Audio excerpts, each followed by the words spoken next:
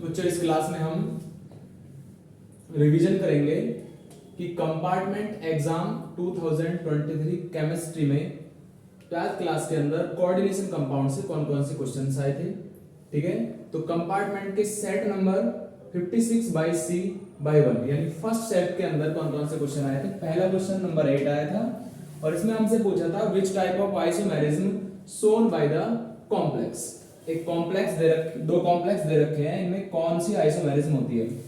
तो जब counter ion, ये काउंटर आयन है, ये लिगेंड बन गया और ये लिगेंड है और ये काउंटर आयन है, ये क्या बन गया, लिगेंड। तो जब काउंटर आयन किस में कन्वर्ट हो जाए, लिगेंड में, और लिगेंड किस में कन्वर्ट हो जाए, काउंटर आयन में, तो इस प्रकार की आइसोमेरिज्म होती है आयोनाइजेशन आइसोमेरिज्म। तो यहां पे लिख दूंगा मैं आयोनाइजेशन आइसोमेरिज्म, आयोनाइजेशन आइसोमेरिज्म। ये हमसे एमसीक्यू में पूछा था 1 मार्क्स में। Question number 2, oxidation state of central metal atom in the given complex. ये यहां पर सेंट्रल मेटल एटम है और इस पे ऑक्सीडेशन स्टेट पूछा है। ऑक्सीडेशन स्टेट निकलता है कहां से, लिगेंड पर प्रेजेंट चार्ज से। अब यहां पर जो लिगेंड है इस पर 0 चार्ज है, यहां पर ये लिगेंड है इस पर 0 चार्ज है। यहां पर क्लोरीन पर -1 होता है लेकिन 3 क्लोरीन है। यहां पर ऑक्सीडेशन स्टेट निकालूंगा तो CO +0 और +3, टोटल क्लोरीन 3 और 1 क्लोरीन पे -1 इक्वल टू 0। तो CO -3 इक्वल टू 0 और CO इक्वल टू क्या आ जाएगा, +3। तो हम लिख देंगे कि सेंट्रल मेटल एटम पे जो चार्ज है वो +3 है। राइट। क्वेश्चन नंबर 22 में हमसे पूछा था why is TiH2O का होल 6 पॉजिटिव आयन कलर्ड। ये आयन जो हमें दे रखा है ये कलर्ड क्यों है। एक्चुअल में इसका जो कलर है वो वायलेट कलर का है।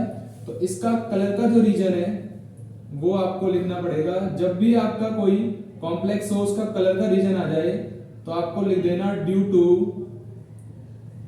DD transition, due to DD transition, due to DD transition, या फिर लिख देना due to partially field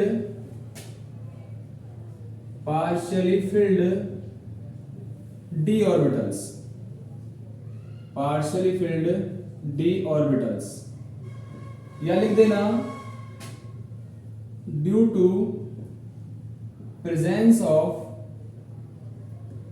unpaired electron in d orbitals. तो इनमें से तीनों में से कोई भी आंसर लिख देना। क्वेश्चन नंबर हमारे पास 22 का भी है कि right the IUPAC name of the complex. IUPAC name सबसे पहले कॉम्प्लेक्स देखेंगे नेगेटिव, ये नेगेटिव पार्ट हो गया, ये पॉजिटिव हो गया। तो कॉम्प्लेक्स नेगेटिव है, मेटल के नाम के पीछे 8 आना है। जो ब्रैकेट से पहले है सबसे पहले उसका नाम लेके आएंगे। तो नाम हो जाएगा पोटेशियम, फिर लिगेंड का नाम, लिगेंड की संख्या 3, C2O4 के लिए ऑक्सलेटो, और मेटल क्रोमियम है तो क्रोमेट लिखेंगे और उसकी ऑक्सीडेशन स्टेट 3rd। तो नाम हो जाएगा पोटेशियम ट्राई ऑक्सलेटो क्रोमेट 3rd। यहां पर क्या है, एक पोटेशियम का चार्ज होता है +1। तो टोटल हमारे पास पोटेशियम इसमें 3 है, तो एक पोटेशियम का 3 +1 हो गया, टोटल पोटेशियम 3 है। Cr का चार्ज निकालना है। एक हमारे पास C2O4 के पास माइनस का 2 चार्ज होता है, टोटल 3 है, तो प्लस का 3 और Cr और माइनस का 6 तो इक्वल टू 0। तो यहाँ पर Cr की ऑक्सीडेशन स्टेट आ जाएगी +3, इस प्रकार से +3 आ जाएगी।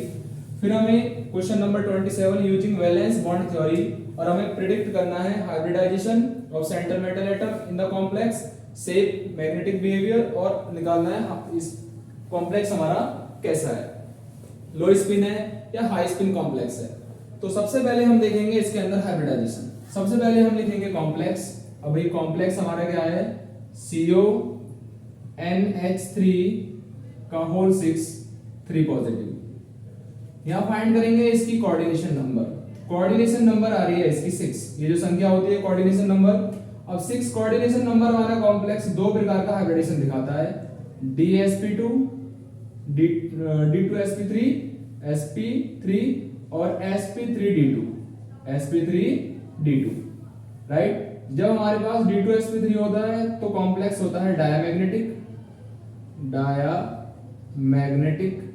और जब sp3d2 होता है तो हमारा कॉम्प्लेक्स होता है पैरामैग्नेटिक।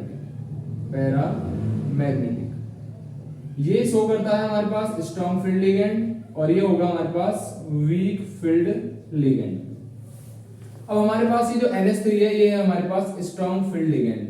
अब ये स्ट्रॉन्ग फील्ड लिगेंड है तो पहला आंसर आ गया हमारा कि भाई हाइब्रिडाइजेशन इसमें क्या हो जाएगा, हाइब्रिडाइजेशन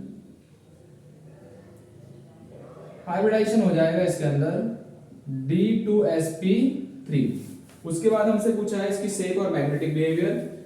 जब भी हमारे पास क्वेश्चन नंबर कोऑर्डिनेशन नंबर कितनी होगी 6, हाइब्रिडाइजेशन शेप हमेशा ऑक्टाहेड्रल होगी और नेचर हो जाएगी डायामैग्नेटिक।